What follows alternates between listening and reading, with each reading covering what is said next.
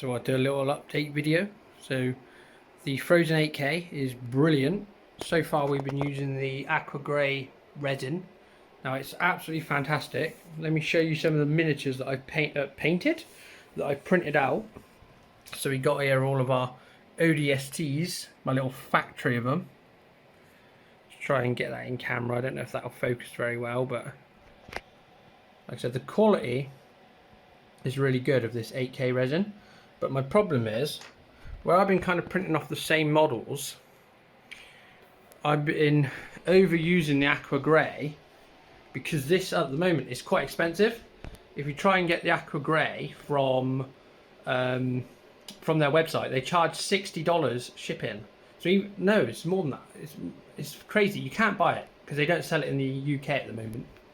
So I've got this Anycubic cheap resin. I got this in Black Friday for about 15 quid or £10. I can't remember, but it wasn't a lot of money. So I'm going to try this out. I've changed some of the settings on my print settings. So I'm going to go ahead. I'm going to print the similar guys, some Halo 3 Marines this time, in this Anycubic resin. And I'm going to see if there's much difference in this resin. Now, if my Marines print out okay, I'm going to use the rest of this bottle because I want to save the aqua grey for different projects. So let's go ahead and see how this actually prints out. Alright, so my first test print is complete with the Anycubic resin. So it looks like some Marines, they've lost some of their limbs. So I printed 10. 1, 2, 3, 4, 5, 6. We've got 6 fail. Now I don't know if this is just because I didn't have enough supports, or if it is the resin itself. The resin in the vat was definitely a lot more like, it wasn't this thick, so it was very much more runny.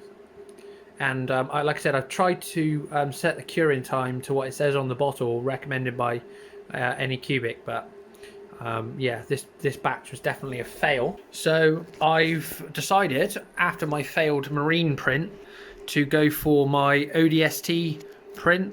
So this is a group of 5, which I know prints really well with the aqua grey resin, and then we're going to try the Anycubic resin, but I'm actually going to try this at the same settings as the aqua grey. Now I think that will fail, but it's going to be an experiment, and if they print okay, well, happy days. So the worst thing about 3D printing is definitely wearing a respirator, because the resin fumes gives you headaches and it's not good for your health to breathe it in, and so does the IPA, or the 99% IPA alcohol. That also is not good to breathe in. So the problem is I don't have my garage insulated yet, and it's too cold in the garage to print, and I don't have any other rooms in the house. So my games room is pretty much uninhabitable while I'm using the 3D printer. No. I can see it's failed already. So I'm really struggling to dial in this Anycubic resin. The aqua grey, I've had no failed prints at all with that. I had one, but that was by mistake because I forgot to tighten that handle. But that was my mistake. So, as we can see, we have got a failed print. Annoyingly, the worst part about failing the print as well, very annoyingly, now in here I got big clumps on my FEP sheet, so I got to drain all this resin out. So it's going to be drained back into the bottle. Then I've got to clean all the clumps off the bottom of the sheet before I can reprint. So it's super frustrating when you fail a print. So you got to drain all the resin out of the tank back into the bottle, because you don't want any bits in there. You want to make sure you're filtering it. Then we need to wipe all the resin out of the vat. Then make sure obviously you're wearing gloves. You can see our failed print here stuck to the bottom of the sheet. If you give that a little poke from underneath on the bottom of the FEP sheet, they will just peel off. So don't go jamming like anything in there to get them off, because you might scratch the sheet when you don't really need to. You can just give it a little poke from the bottom and it will easily come off. And you need to clean all of this out with IPA. Put it back in the printer. Then we're going to clean the build plate, so I have to clean that off. Then load the printer back up with resin.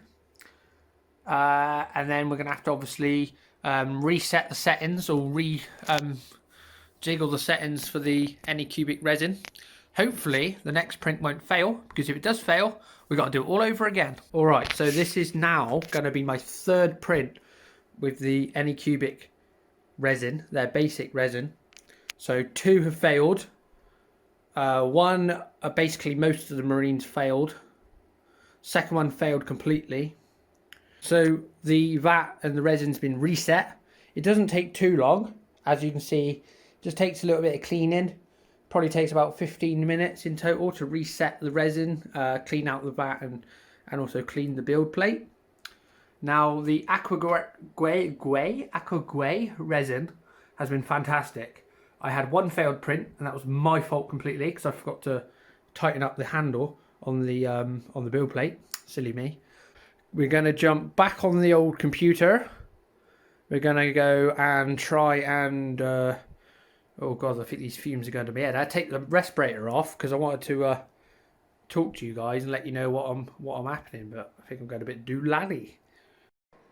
Okay, so let's go again. 5 hours, hopefully. Right, make sure I click the right one. 5-man squad Anycubic resin test. Go. 5 hours. Right, let's see if this fails or if we get a successful print. Good morning. I'm super tired. It's 7 AM. I've had to get up, well, not early, but I'm working at 8. It is the weekend, but I had to get up a little bit early because I needed to get my prints off, because I didn't want to leave them in the printer for like 8 hours while I'm at work. So I needed to check them and then clean them and then go get ready for work. Because of how long the prints take, it's like if you're trying to like mass produce a load of stuff, it's like you've got to try and work it around your day, especially if you've got normal work anyway. So yeah, I'm tired. Alright, so our final print does actually look successful. I'm going to go ahead and scrape these boys off, give them a wash in my little setup, and see how they've come out. Very nice. One thing I've struggled with the build plate as well is it's so hard to get the models off. Like, look, I lose the supports when I smack them off with my scraper. Like that one, for example, look, I've lost loads of the supports. So maybe I'll be looking at getting one of those flex plates, because I really struggle to actually get the actual prints off the bed.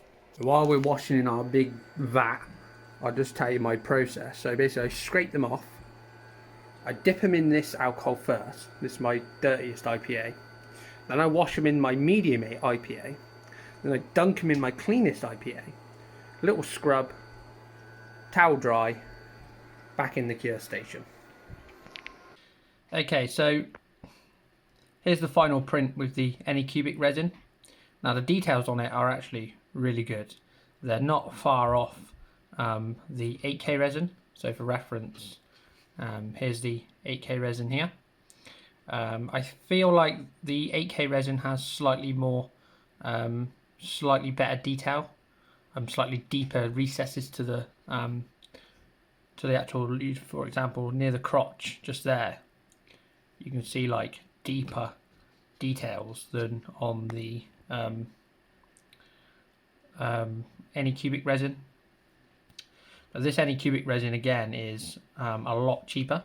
So this can be purchased on Amazon at the moment for £25. I think I got 1 kilogram of it in Black Friday for like half price. So yeah, a lot cheaper. I did really like printing with the Anycubic resin. I found that this had a lot more leeway in terms of failed prints. So I only had one failed print with the 8K resin, and that was literally because I was stupid and I forgot to actually tighten the handle up on the build plate. But other than that, I've had no problems printing loads of different settings with the 8K resin. However, with the Anycubic stuff, my first 2 prints failed. I tried to use a similar setting to the 8K, or should I say the range of settings that I've tried with the 8K wouldn't work with the same range as this one, if that makes sense. So I had to completely reset my settings. And also I tried to follow the bottle settings, and even if I followed the bottle settings, I would still get my marines. Where are they? For example, my marines here. This guy's hand, for example, didn't print. So like the bottom part of his hand didn't print. And out of 10 guys, only 2 of them survived the actual printing, because some of them had missing legs, etc. So again, you can tell which one's a which because of the darker resin. So this again is the 8K resin. So again, this one here is the 8K resin. And there's a couple of holes actually on the 8K resin that I've noticed, like little tiny holes, like almost like that needs filling in. But like look on the actual pouches on his chest. Again, the detail is really crisp, and on the back, some of the smaller details like the straps, I tend to find are a little bit more defined.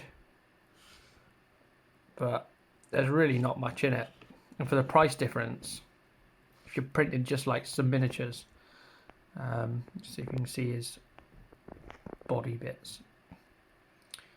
I think for the price difference at the moment, if I could get the 8K resin in the UK for a reasonable price, I would use it, just because of how easy I found it to print with, and how good of the details I can actually get without really adjusting too many of the settings. Because if you have a failed print, it's really annoying having to actually clean out all the resin vat. Like that was the most annoying thing with the 2 Anycubic failures. I had to completely clean out the vat, clean the FEP, and sort of start all over. But anyway, I've rambled on enough at the moment. Like I said, this resin here, Anycubic basic resin, £23. Anycubic, no, Phrozen 8K resin, £65. That's if you can even get it in the UK. If you try and buy it on Phrozen's web store, they try and charge you $60 for shipping, which is ridiculous. But I like the way they look. I'm really happy with these ODSTs. I'm going to go ahead now and print a massive army of them, which I've kind of started over here. We've got all of these guys printed out with the 8K resin, and that's kind of why I wanted to give the Anycubic resin a go, just because of how much cheaper it is. But